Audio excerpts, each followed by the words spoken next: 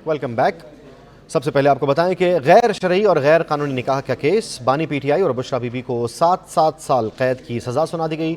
निकाह गैर शरई करार, जज कुदरतुल्लाह ने मुजरिमान के सामने महफूज फैसला सुनाया। अदालत ने मुजरिमान को 5-5 लाख रुपए जुर्माने की सजा भी सुनाई। गैर शरई व गैर कानूनी निकाह केस, बानी पीटीआई और बुशरा बीबी का निकाह बातिल करार। बानी पीटीआई और बुशरा ने झूठ पर झूठ बोला, ना इखलाकी अकदार और ना ही मजहबी पाबंदियों की परवाह, मजहबी अकदार को पामाल कर दिया। अदालत ने दोनों को 7-7 साल कैद और 5-5 लाख जुर्माने की सजा सुना दी। अडियाला जेल में इद्दत में निकाह से मुतल्लिक केस की समाअत जज कुदरतुल्लाह ने की। अदालत ने मुख्तसर फैसला जारी करते हुए कहा कि गैर शरई निकाह केस का तफसीली फैसला बाद में जारी किया जाएगा। फैसले के मौके पर बानी पीटीआई और बुशरा बीबी कमरा अदालत में मौजूद थे। जुम्मे के रोज 14 घंटे की समाअत के बाद जज कुदरतुल्लाह ने इद्दत में निकाह से मुतल्लिक केस का फैसला महफूज किया था। केस में बुशरा बीबी के साबिक शौहर खावर मनिका, उनके मुलाजिम लतीफ, निकाह ख्वाह मुफ्ती सईद और निकाह के गवाह औन चौधरी समेत दीगर गवाहान के बयानात कलमबंद किए गए थे। केस की समाअत के हतमी बयान में बुशरा बीबी ने अपने बयान में 14 नवंबर 2017 का तलाकनामा मनगढ़ंत करार देते हुए कहा था कि खावर मनिका ने मुझे ज़बानी तलाक अप्रैल 2017 में दी थी। खावर मनिका ने जो तलाक नवंबर 2017 की पेश की वो जाली है। 1 जनवरी 2018 तक मेरी इद्दत पूरी हो चुकी थी। शादी का बाज़ाब्ता ऐलान फरवरी 2018 में किया गया। एहतसाब अदालत इस्लामाबाद के जज मोहम्मद बशीर ने एक बार फिर तवील छुट्टी की दरख्वास्त दे दी है। ज़राए के मुताबिक जज मोहम्मद बशीर ने रिटायरमेंट तक रुख्सत की दरख्वास्त जमा करवाई है और वजह खराबी सेहत बताई है। एहतसाब अदालत इस्लामाबाद के जज मोहम्मद बशीर ने एक बार फिर तवील छुट्टी की दरख्वास्त दी है। ज़राए के मुताबिक जज मोहम्मद बशीर ने रिटायरमेंट तक सेहत की बुना पर रुख्सत की दरख्वास्त जमा करवाई है। खराबी सेहत को उज़्र ज़ाहिर किया गया है। ज़राए का कहना है कि काम की नौइयत और दबाव की वजह से जज बशीर को हाइपरटेंशन का सामना है। गुज़श्ता 10 से 15 रोज़ के अंदर उन्होंने दूसरी मरतबा रुख्सत की दरख्वास्त जमा करवाई है। एहतसाब अदालत इस्लामाबाद के जज मोहम्मद बशीर ने गुज़श्ता हफ्ते भी छुट्टियों की दरख्वास्त जमा करवाई थी। इस्लामाबाद हाई कोर्ट के जज मोहम्मद बशीर की दोबारा रुख्सत की दरख्वास्त की तस्दीक कर दी गई है। इस्लामाबाद हाई कोर्ट की जानिब से कहा गया है कि जज मोहम्मद बशीर ने इस्लामाबाद हाई कोर्ट को दरख्वास्त दी है।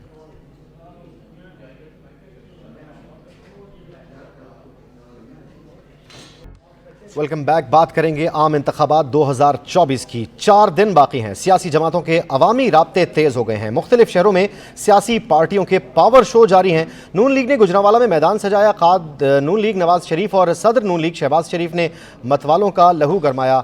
थरपारकर और मीरपुर खास में भी जियालों का पावर शो हुआ। Chairman Pakistan Peoples Party Bilawal Bhutto ने जलसे से खिताब किया और इक़्तिदार में आकर आवाम को सहूलियात फराहम करने का वादा किया। फैसलाबाद में जमात इस्लामी का पावर शो हुआ। सक्खर में पीपी रहनुमा आसफा भुट्टो ने भी जियालों का लहू गरमाया।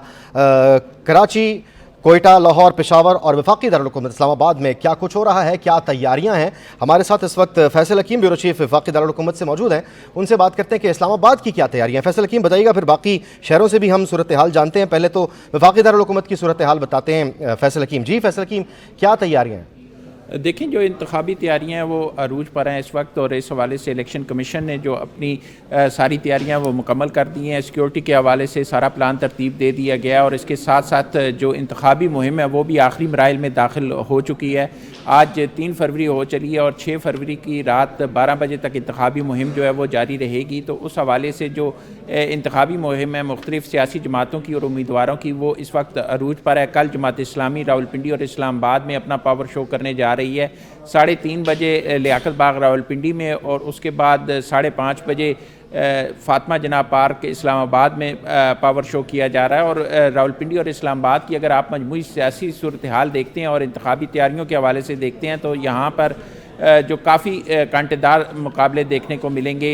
जिस तरह NH-54 का मुकाबला है वो 2 साबिक वफाकी वज़रा के दरमियान है, ग़ुलाम सरवर ख़ान और चौधरी निसार अली ख़ान। इसी तरह अगर आप देखें तो जो रावलपिंडी सिटी है वहाँ पर अनीफ अब्बासी जो मेट्रो बस सर्विस के सरबराह रहे हैं और उसके मद्दे मुकाबिल होंगे शेख रशीद अहमद, और उनके साथ जो आज़ाद उम्मीदवार हैं शेर यार रियाज NH-56 में ये एक तगड़ा मुकाबला देखने को मिलेगा। इसी तरह वफाकी दारुल हुकूमत के तीनों हलकों में जो मुकाबले हैं वो काफ़ी ज़ोरदार होंगे और इस हवाले से जो इंतखाबी मुहिम है वो ज़ोरों पर है। डोर टू डोर मुहिम भी की जा रही है। इसके अलावा बरादरी की सतह पर, इलाके की सतह पर जो मुख्तलिफ उम्मीदवार हैं उनकी हमायत का ऐलान भी किया जा रहा है। ठीक, बैलेट पेपर्स के हवाले से क्या तैयारियां हैं? बैलेट पेपर्स की छपाई मुकम्मल हो चुकी है और तरसील का काम भी मुकम्मल हो चुका है। आप सिक्योरिटी के हवाले से बता रहे थे कि सिक्योरिटी के भी इंतजामात मुकम्मल है, तो कितने हसास पोलिंग स्टेशंस हैं और उनकी सिक्योरिटी की क्या तैयारी है? देखें, सिक्योरिटी के हवाले से जो प्लान सामने आया है उसमें 3 लेयर सिक्योरिटी लगाई गई है। पहली जो लेयर होगी वो पुलिस की होगी, दूसरी रेंजर्स की और तीसरी जो है वो पाक फ़ौज के हवाले होगी। जो थर्ड लेयर होगी वो हसास पोलिंग स्टेशंस पर होगी और इसके साथ साथ जो ये लेयर होगी जिसको थर्ड टीयर कहा जा रहा है, ये सिर्फ हंगामी जो इकदामात होंगे वो करेगी। किसी भी हंगामी सूरत हाल में ये फौरी तौर पर अमन अमान की सूरत हाल को कंट्रोल करने के लिए हरकत में आएगी। और उसके साथ साथ अगर आप देखें तो ये एक वाज़े तौर पर हदायत सामने आई है कि कोई भी सिक्योरिटी एहलकार पोलिंग स्टेशन के अंदर मौजूद नहीं होगा, पोलिंग स्टेशन के बाहर होंगे और कोई भी मुदाखलत नहीं करेगा किसी किस्म की जो पोलिंग अमला है उसके साथ। ना ही पोलिंग अमले की जो ज़िम्मेदारी है वो कोई सिक्योरिटी एहलकार संभालेगा, वो सिर्फ अमन अमान की सूरत हाल को कंट्रोल करेंगे और उस हवाले से जो इलेक्शन कमीशन की हदायत हैं उन पर अमल दरामद करते हुए सिक्योरिटी को यकीनी बनाएंगे। ठीक, फैसल हकीम साहब, बाकी शहरों से भी ज़रा सूरत हाल लेते हैं आपसे। मज़ीद सवालात भी हैं कुछ सिक्योरिटी के हवाले से और कुछ जो RTS हमारा माजी में बैठ चुका है उस हवाले से भी तैयारियां तो यकीनी तौर पे की होंगी कि कोई ऐसी बात ना हो। बाकायदा इलेक्शन कमीशन ने प्रैक्टिस भी की है। कोयटा से अब्दुल गनी काकड़ होंगे हमारे साथ, लाहौर से हनीफ कमर होंगे, पेशावर से इमरान अयाज और कराची से हमारे साथ मुजफ्फर होंगे। बहरहाल मज़ाहिर सईद होंगे हमारे साथ कराची से। तो सबसे पहले चलते हैं कोयटा और कोयटा की सूरत हाल जानते हैं अब्दुल गनी काकड़ से। अब्दुल गनी काकड़, क्या सूरत हाल है कोयटा में, क्या तैयारियां हैं? अच्छा, कोयटा से पहले चलते हैं लाहौर। हनीफ कमर हमारे साथ हैं। हनीफ कमर, आप बताइएगा क्या तैयारियां हैं लाहौर में? लाहौर जिंदा दिलाने लाहौर क्या तैयारियां कर रहे हैं? जी, लाहौर में बिल्कुल इलेक्शन की तैयारियां, बल्कि आपको कहना चाहिए कि इलेक्शन की जो कैंपेन थी वो हतमी मरहले में दाखिल हो चुकी है और अब 3 दिन तकरीबन रह गए हैं कैंपेन के और उसके बाद 2 दिन खामोश कैंपेन होगी जिसकी कोई पब्लिसिटी नहीं की जाएगी। तो लाहौर में कौमी असम्बली के 14 हल्के हैं और सूबाई असम्बली के 30 हल्के हैं और यहाँ पे बड़े ज़बरदस्त मुकाबले होंगे क्योंकि तख्ते लाहौर की जानब ही पूरे मुल्क की नज़रें हैं कि लाहौर के अवाम जो है वो क्या फ़ैसला करते हैं, क्योंकि लाहौर से ही पॉलिटिकल ट्रेंड सेट होते हैं और यहाँ का जो रिज़ल्ट आएगा उससे आप पूरे मुल्क के जो इंतखाबात के नताइज हैं उनको गुमान कर सकते हैं आप। इसलिए तकरीबन तमाम पार्टियों की ये कोशिश है कि वो लाहौर के मैंडेट में से अपना अपना हिस्सा वसूल कर सकें। इसके लिए कोशिशें जारी हैं, जलसे जुलूस भी हो रहे हैं, कॉर्नर मीटिंग्स भी हो रही हैं और सर धड़ की बाजी लगाई जा रही है मुख्तलिफ उम्मीदवारों की तरफ से। इस बार एक जो बड़ी डेवलपमेंट हुई है वो ये है कि पाकिस्तान पीपल्स पार्टी ने लाहौर में बड़े तादाद में अपने उम्मीदवार खड़े किए हैं। यानी कौमी असम्बली की 14 नशिस्तों में से 11 नशिस्तों पर उसने उम्मीदवार अपने खड़े किए हैं, जिससे उसकी दिलचस्पी जाहिर हो रही है कि पाकिस्तान पीपल्स पार्टी पंजाब में और बिलखसूस लाहौर में दोबारा अपने आप को ज़िंदा करने के लिए एक भरपूर एफर्ट कर रही है। और ख़ुद चेयरमैन बिलावल भुट्टो जरदारी भी यहाँ से इलेक्शन लड़ रहे हैं और उन्होंने डे फर्स्ट से ही फोकस किया हुआ है लाहौर को। तो इसलिए ये भी एक अच्छी अचीवमेंट है कि पाकिस्तान पीपल्स पार्टी जो माजी में लाहौर से वाश आउट हो चुकी है, अब इस दफ़ा वो बड़ी कोशिश कर रही है और एक सरतोड़ कोशिश तो है उसकी कि बिलावल भुट्टो जरदारी वाली नशिस्त जो है वो जीत सके NA 1 to 7 की। लेकिन वहाँ पे मुकाबला बहरहाल बड़ा सख्त होगा क्योंकि वहाँ पे मुस्लिम लीग नून के अताउल्लाह तारड़ हैं बिलावल भुट्टो जरदारी के मुकाबले में और PTI के जो हमायत याफ्ता उम्मीदवार हैं मलिक ज़हीर अब्बास, वो भी अच्छे कैंडिडेट हैं, अच्छे वोट ले सकते हैं वो भी। और जमात इस्लामी की भी यहाँ पे असादुल्लाह वकास साहब हैं, उनका भी एक वोट बैंक है यहाँ पे। तो इसलिए ये हल्का जो है ना बड़ी दिलचस्पी का हामिल है ख़ास तौर पर लाहौर में और पूरे पाकिस्तान की नज़रें इस हल्के पर हैं। बड़ा टफ मुकाबला होगा बिलावल भुट्टो जरदारी का और अताउल्लाह तारड़ का। इसके अलावा अगर आप इजाज़त दें तो मैं कौमी असम्बली के हल्कों की बाकी की भी कुछ तफसील आपके सामने रख सकूं। बिल्कुल बिल्कुल हनीफ, प्लीज़ जी। ये 14 हल्कों में से जो मेरे ख्याल में 5 हल्के हैं इन पे बड़ा कांटेदार मुकाबला मतवक्के है। ये 5 हल्के एक तो इनको इन हल्कों के जो नतायज हैं इनको बड़ी दिलचस्पी से देखा जा रहा है कि ये क्या फैसला करते हैं यहाँ के अवाम। जी जी। एक तो ख़ास तौर पर NA 117 है, यहाँ से इस्तेहकाम पाकिस्तान पार्टी के साथ मुस्लिम लीग नून ने सीट एडजस्टमेंट की है और अब्दुल अलीम खान यहाँ पे इस्तेहकाम पाकिस्तान पार्टी से कौमी असम्बली के उम्मीदवार हैं। उनके मुकाबले में PTI के हमायत याफ्ता आज़ाद उम्मीदवार जो हैं वो एक निस्बतन नए आदमी हैं, एजाज भुट्टर हैं। तो इसलिए यहाँ का रिज़ल्ट जो है वो लगता है कि वन साइडेड ही होगा और अब्दुल अलीम खान यहाँ से इस वक्त तक के अंदाज़ों के मुताबिक और जो राय आमा के जायज़े हैं और जो हमने हल्के की सूरत हाल देखी है उससे अंदाज़ा होता है कि इधर वन साइडेड ही मुकाबला होगा और अब्दुल अलीम खान बासानी जीत जाएंगे, क्योंकि यहाँ से मुस्लिम लीग नून की भी उनको सपोर्ट हासिल है। खुद अब्दुल अलीम खान की एक शोहरत है ख़ास तौर पर लाहौर में कि वो बड़े तरक्याती काम करवाते हैं और बड़ा दिल खोल कर पैसा भी खर्च करते हैं और लोगों को उनसे बड़ी तवक्कुआत होती हैं और लोगों की दिलचस्पी होती है कि उनके हल्के से अलीम खान इलेक्शन लड़े, क्योंकि वो हुकूमत से हटकर अपने ज़ाती बजट से भी काफ़ी कुछ कर देते हैं। एक वक्त था बाकायदा अब्दुल अलीम खान साहब के लिए वज़ीर आला पंजाब का भी नाम मतलब ज़ेर गौर था। तो बहरहाल अब NA 117 में अब्दुल अलीम खान, क्योंकि उन्हें पाकिस्तान मुस्लिम लीग नून की हिमायत भी हासिल है, तो आपको वहाँ पर उनकी हवा अच्छी दिखाई दे रही, कामयाब होते दिखाई दे रहे। बहरहाल इलेक्शन पे पता लगेगा। आगे क्या बताते हैं आप, और कौन कौन से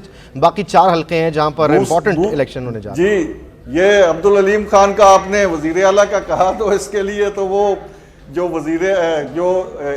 मुस्लिम लीग नून जो ख़ानदान है, नवाज शरीफ फैमिली, अगर उसके अफराद की तादाद जब कम हो जाएगी तो फिर किसी और का नंबर आएगा ना।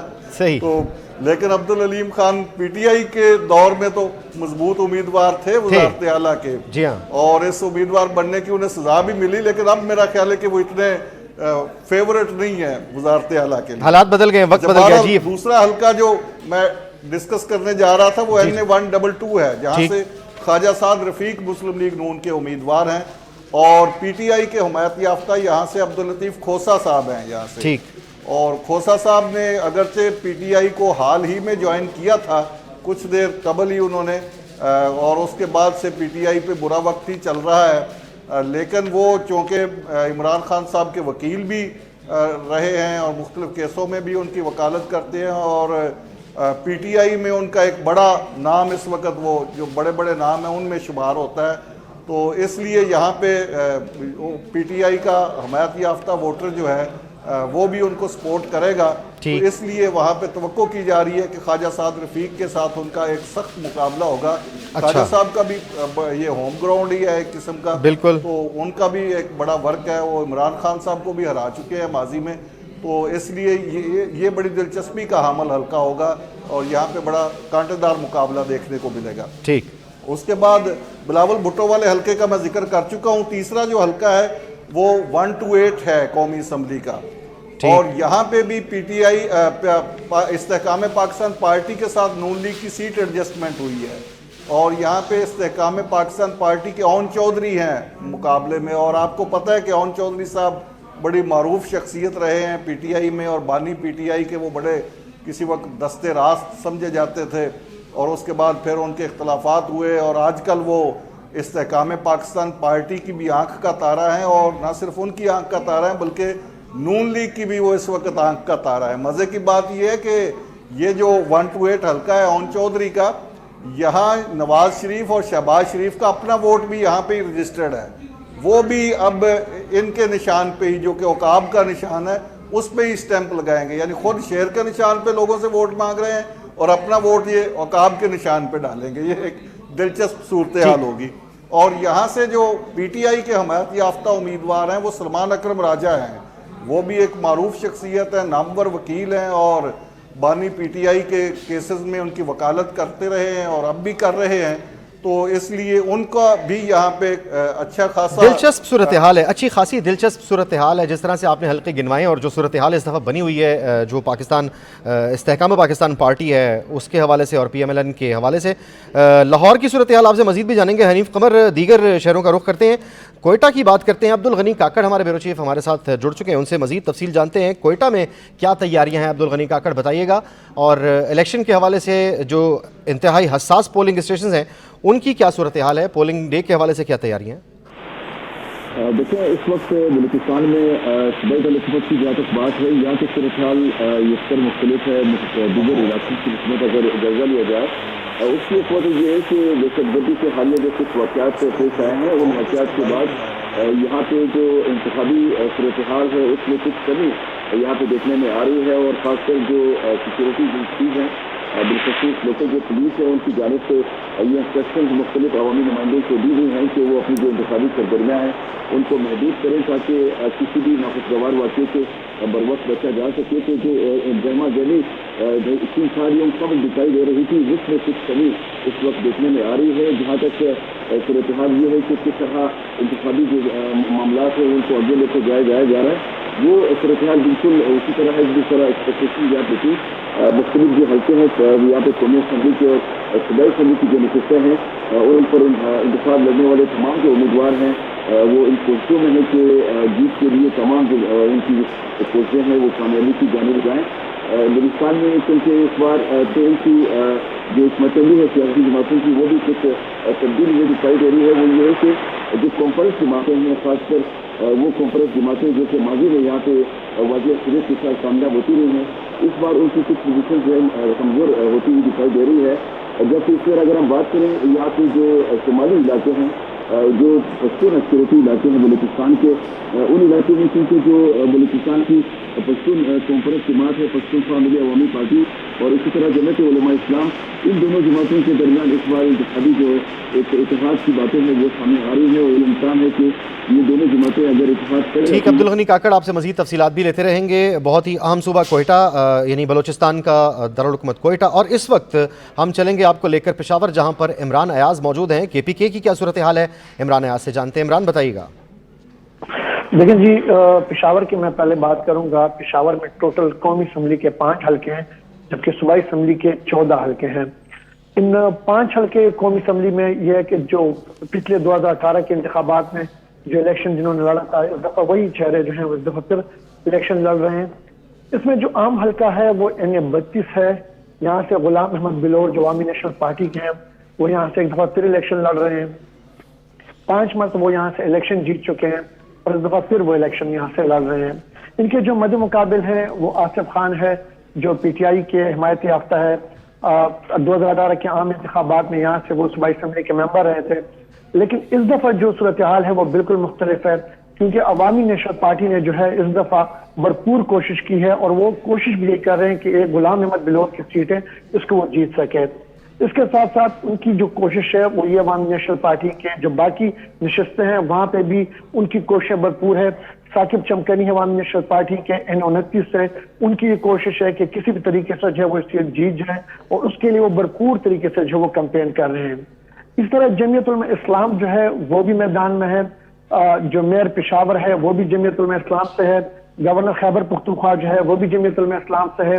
इन दोनों की सपोर्ट के साथ जो है वो इस वक्त मैदान में है, भरपूर तरीके से जो अपने कैंपेन कर रहे हैं और भरपूर कोशिश कर रहे हैं कि वो जो है इस जो इलेक्शन हो रहे हैं इसमें ज्यादा से ज्यादा सीटें हासिल कर सके। इस तरह जैसे 2018 में पाकिस्तान तहरीक इंसाफ जो है वो भारी अक्सरियत से यहाँ से जीती थी, 5 या 5 सीटें उन्होंने जीती थी। लेकिन इस दफा जो है जैसा मैंने पहले बताया कि सूरत हाल जो है वो बिल्कुल मुख्तलिफ है और जो रिजल्ट आएगा उसका जो है बिल्कुल वो अलर्ट होगा। और इसके साथ साथ 2 सीटों पे मुस्लिम लीग नून जो है उन्होंने भी अपने उम्मीदवार जो है वो यहाँ से खड़े किए हुए हैं। लेकिन जैसे मैंने पहले बताया कि 2 पार्टियों के दरमियान सख्त मुकाबला होगा। अवामी नेशनल पार्टी, जमीयत उलमा इस्लाम और किसी भी जगह पर जमात इस्लामी जो है वो इस वक्त जो है वो भरपूर कोशिश कर रही है। अवामी नेशनल पार्टी, जमीयत उलमा इस्लाम और किसी जगह पर दीगर जमातें भी हैं। बहरहाल ये तो इलेक्शन वाले दिन पता लगेगा कि पेशावर में सूरत हाल यकसर मुख्तलिफ हो चुकी है या फिर हो रही है। बहरहाल हमारे साथ इमरान अयाज पेशावर से मौजूद थे, वो बता रहे थे। बहरहाल हम कराची का रुख करते हैं। कराची से हमारे साथ मज़ाहिर सईद हैं। कराची पाकिस्तान का माशी हब भी और सिंध का अहम तरीन शहर भी। पीपल्स पार्टी और MQM, जमात इस्लामी और दीगर जमातें भी इस वक्त। मज़ाहिर सईद बताएंगे क्या सूरत हाल है। मज़ाहिर, बताइएगा। देखिए पूरे सिंध की तरह शहर कायद में भी जो है वो इलेक्शन की जो सरगर्मियाँ हैं वो अपने उरूज पर हैं। अच्छा, कुछ चीज़ें हम जो है इस पर डिस्कस कर लेते हैं कि पाकिस्तान पीपल्स पार्टी, अगर हम अंदरूनी सिंध की बात करें तो पाकिस्तान पीपल्स पार्टी का अक्सर वोटर जो है वो अंदरूनी सिंध में, कराची में गिनी चुनी कुछ सीटें हैं पीपल्स पार्टी की जो उसके लिए वो लड़ते हैं। लेकिन गुज़िश्ता जो इलेक्शन रहे थे 2018 में बिलावल भुट्टो जरदारी, जिसे मिनी लाड़काना कहा जाता है, लियारी, वहाँ से उनको शिकस्त दी और PTI के शकूर शाद ने जो है उनको शिकस्त दी थी। इस बार भी शकूर शाद जो है वो लियारी से लड़ लें, लेकिन इंडिपेंडेंट लड़ लें, उनके मद्दे मुकाबिल जो है वो नबील कबूल जो है वो इलेक्शन लड़ लें। जबकि दूसरा जो पीपल्स पार्टी का अच्छा गढ़ है जहाँ से वो सीट निकाल सकते हैं वो है NA 231।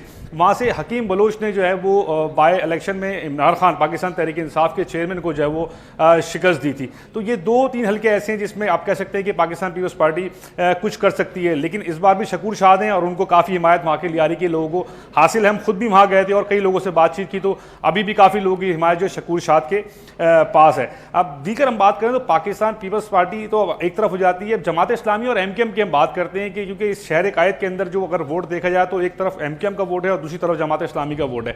अमली तौर पर अगर हम देखें तो अभी बल्दियाती इंतखाबात हुए थे जिसके अंदर जमात इस्लामी ने बड़ी अक्सरियत से जो है वो सीटें हासिल की थी और मेयर के लिए जो है इंजीनियर हाफिज नईमुर रहमान जो है वो ऑलमोस्ट तैयार हो गए थे, लेकिन कुछ नागुज़ीर वजूहात की बिना पे वो मेयर नहीं बन सके। अभी इस वक्त ये देख सकते हैं कि MQM और जमात इस्लामी की जो इलेक्शन मुहिम है वो अपने उरूज पर है। एक तरफ मुस्तफ़ा कमाल लीड कर रहे हैं इलेक्शन मुहिम को और कहते फिर रहे हैं कि वो इस बार जो है वो जो सीटें खो गई थी वो हासिल करेंगे, हमसे छीनी गई थी सीटें, दावे कर रहे हैं। लेकिन जमात इस्लामी ने भी आज एक हमने खुसूसी जो गुफ्तगू की थी हाफिज नईमुर रहमान से, उन्होंने एक बात का दिया है कि बल्दियाती इंतखाबात तक तो हमने बात मान ली, किसी हद तक हम शहर की अमन अमान की सूरत देखी खामोश हो गए, घर में बैठ गए। लेकिन अगर जनरल इलेक्शन में हमारी सीटें छीनी गई तो हम घरों में नहीं बैठेंगे, हमारे कारकुनान घरों में नहीं बैठेंगे, हम जिस तरह बाहर निकलेंगे फिर वो दुनिया देखेगी।